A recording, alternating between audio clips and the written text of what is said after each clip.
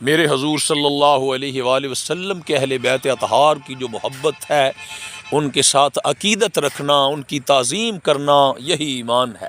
کیونکہ پیارے آقا صلی اللہ علیہ وآلہ وسلم نے ارشاد فرمایا انی تارکن فیکم ما ان تمسکتم بہی لن تضلوا بعدی۔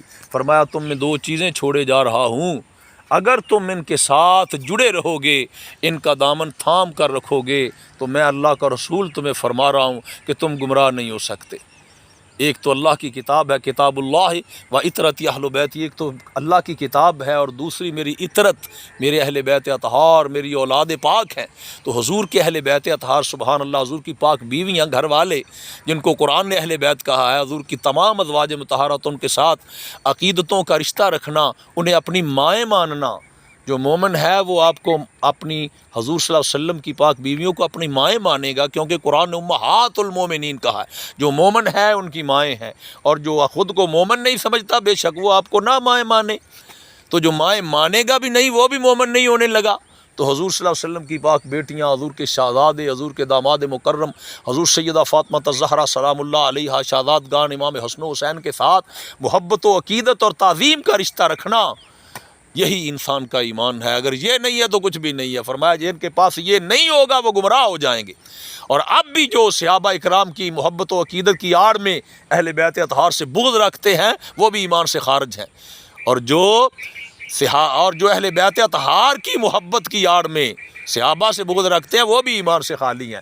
صحابہ تو صحابہ، ان کی اپنا تعظیم، اپنا مقام ہے ان کا، لیکن حضور کا گھر تو سب سے افضل ہے نا۔ جو حضور کے اہل بیت اطہار ہیں، جو خون رسول ہے، وہ تو سب سے افضل ہے۔ ان کے بارے بالخصوص نبی پاک صلی اللہ علیہ وسلم نے تاکید و تنبیہ فرمائی کہ ان کے ساتھ محبت رکھنا، ان کے ساتھ عقیدت رکھنا، ان کی تعظیم کرنا، ان کا دامن تھام کر رکھنا، پھر تم ان کے پیچھے ہی جنت میں چلے جاؤ گے۔ اگر ان سے پیچھے ہٹ جاؤ گے تو پھر تم گمراہ ہو جاؤ گے۔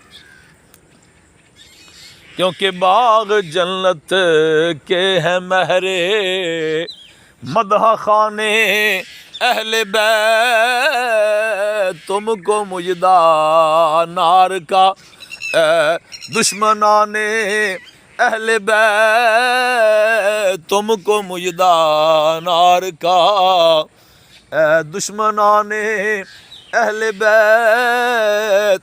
اور اہل بیت اطہار سے گستاخیاں بے باکیاں، لعنت اللہ علیکم دشمنان اہل بیت، لعنت اللہ علیکم دشمنان اہل بیت۔ حضور کی نسبت کا جو احترام نہیں کرتا، اس پہ اللہ کی لعنت ہے۔